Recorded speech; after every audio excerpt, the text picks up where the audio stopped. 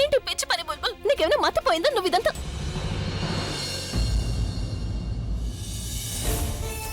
గొంతులో వోకల్ కార్డ్ని కూడా కొంచెం కట్ చేయాల్సి వచ్చింది. కార్డ్ మళ్ళీ అతుకునేంత వరకు తను మాట్లాడలేకపోవచ్చు. సరే, నువ్వు నాకు మెసేజ్ చెయ్యి. చూడు, నేను ఫోన్ పెట్టేస్తున్నాను. ఒకవేళ నువ్వు నాకు మెసేజ్ చేయలేదంటే నేను ఎప్పుడు జీవితంలో నీతో మాట్లాడను.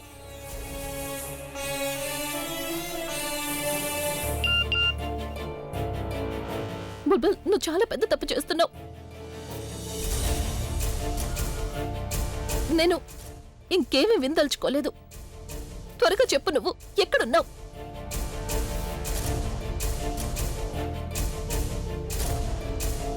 లేదు బుల్బుల్, నువ్వు చాలా పెద్ద తప్పు చేస్తున్నావు. దయచేసి నాకు నిజం చెప్పు, నువ్వు ఎక్కడున్నావు?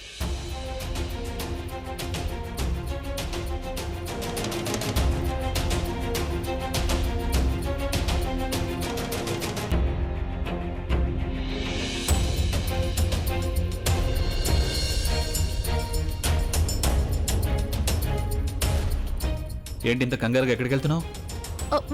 ఇప్పుడు నాకు టైం లేదు. నేను మీకు ఫోన్ చేసి మొత్తం అంతా చెప్తాను.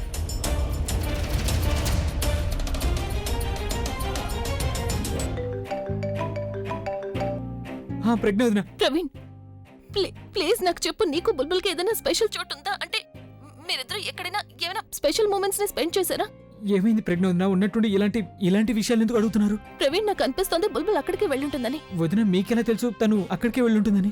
ప్రవీణ్, నాకు బుల్బుల్ దగ్గర నుంచి మెసేజ్ వచ్చింది. ప్లీజ్ నువ్వు టైం వేస్ట్ చేయొద్దు. ఆ చోటు ఎక్కడుందో త్వరగా చెప్పు.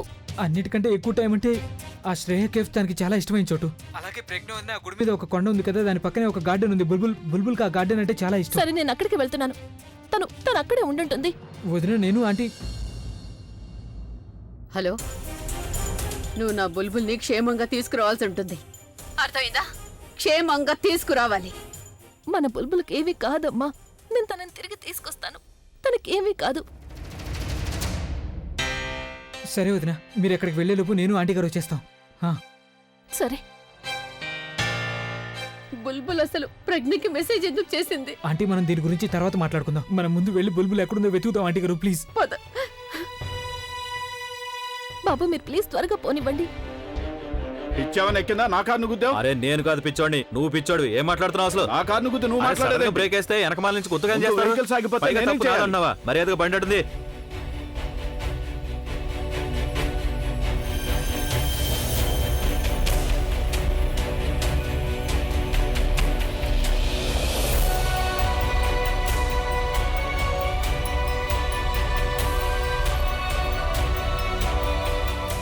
ఇలా చూడండి, అర్జెంటుగా నేను ఒక చోటుకి వెళ్ళాలి. ప్లీజ్ మీ గొడవ ఆపండి. ప్లీజ్ నేను చెప్పేది వినండి.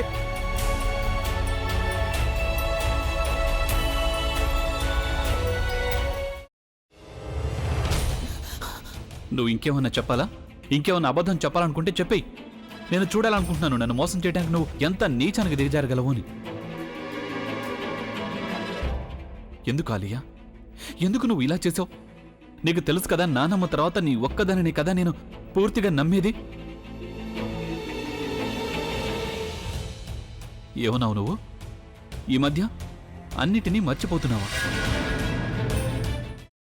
అది చాలు. వాటిలో ఉన్న శక్తి విషయాన్ని గ్రహించి మనకు వివరిస్తాయి.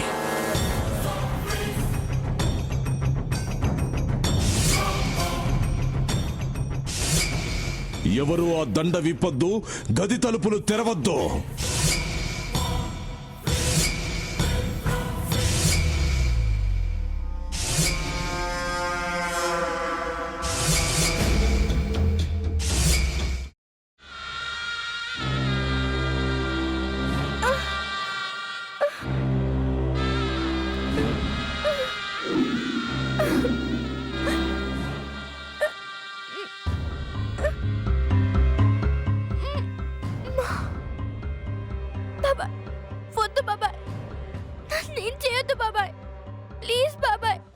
నీకు నిజం తెలిసినప్పుడే నా ఆలోచనలో నువ్వు చచ్చిపోయావు.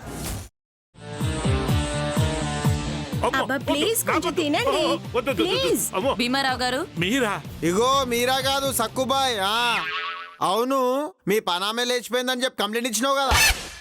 రేయ్, ఆయన కంప్లైంట్ ఇచ్చింది లేచిపోయిందని కాదు, కనిపించడం లేదు అని. అట్లానా? సరే మేడం. ఇడియట్. ఆ వంట మనిషి పేరేంటన్నారు? రత్తాలు మేడం. ఏం పెద్ద మంచి, నీ వంట మంచిని కూడా మేడం అని పిలుస్తావా? రేయ్ హాఫ్ బ్రెయిన్,